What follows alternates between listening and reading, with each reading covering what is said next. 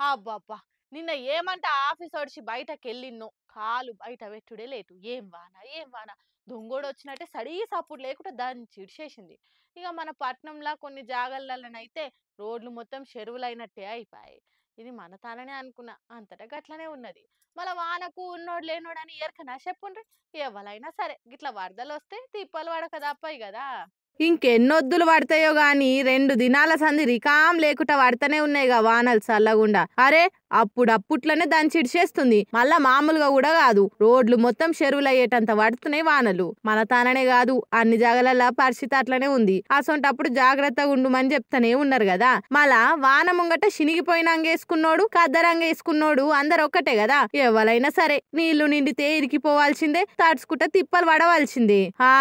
కేంద్ర మంత్రి శివరాజ్ సింగ్ సారే జార్ఖండ్ లో ఏదో కార్యానికి పోతుంటే ఆడ బగ్గ వానవడి రోడ్ల మీద నీళ్లు నిలిచిపోయి గిట్ల గుంతలలో ఇరికిపోయిందట కారు. ఎంత దానిలాడినా కారు బయటకు రాకపోయే వరకల్లా చేసేదేం లేక ఛత్రి పట్టి ఆయనను కార్లకెళ్లి దింపి వేరే తొవ్వల దోలిర్రు సెక్యూరిటోళ్ళు. అటెనక జర వాన గెరువిచ్చినాక గుంతలకెళ్లి ఆ కారును బయటకు గుంజిర్రు. ఇదంతా సోషల్ మీడియాలో వైరల్ అవుతుండే వరకు ఎవలైతేంది వానదేవునికి అందరు సమానమే, మంత్రొస్తుండు కదా అని కొట్టకుట్ట అయితే ఆగది కదా వాన, జర పైలంగా పోవాలే అనుకుంటా సలహాలు ఇస్తుర్రు. ఎందుకైనా మంచిది జర సూషెల్లుర్రి. ఇంకొన్నొద్దులు అయితే గీ వానలొడిచి చలికాలం షురు అవుతుంది. మళ్ళీ అప్పటిదాకా పైలంగుండుర్రి. ఏమంటున్నాం?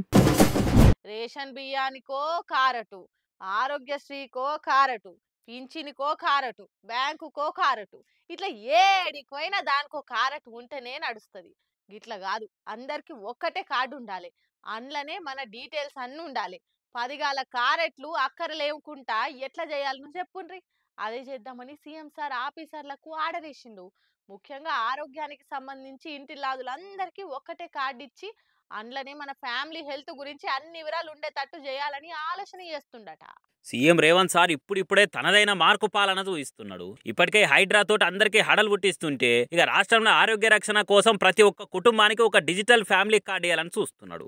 ఆరోగ్య ఇంకొన్నిటి సంక్షేమ పథకాలన్నిటికీ ఉపయోగపడేటట్టు ఇంటిలాదులందరికీ ఒకటే కార్డు ఇస్తే బాగుంటుందని సీఎం సార్ ఇక మధ్య చేస్తుండట.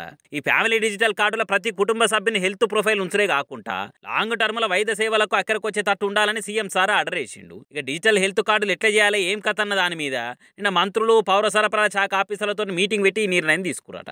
కుటుంబ సమగ్ర వివరాలు ఎట్లా కార్డులు ఎక్కియాలి ఏం కథ అన్నది హర్యానా, రాజస్థాన్, కర్ణాటక వంటి రాష్ట్రాలకు పోయి అధ్యయనం చేసి వచ్చి తయారు చేయాలని చెప్పిండు. ముందుగాలైతే తెలంగాణలో ఒక శాసనసభ నియోజకవర్గం పరిధిలో ఉన్న ఊర్లు, పట్టణ ప్రాంతాలను సెలెక్ట్ చేసి పైలట్ ప్రాజెక్ట్ కింద సైజు చూస్తారట.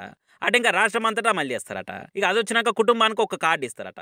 ఆ కార్డులోనే మన హెల్త్, రేషను, పింఛని, గించిన అసలు డీటెయిల్స్ అన్నీ ఉంటాయట.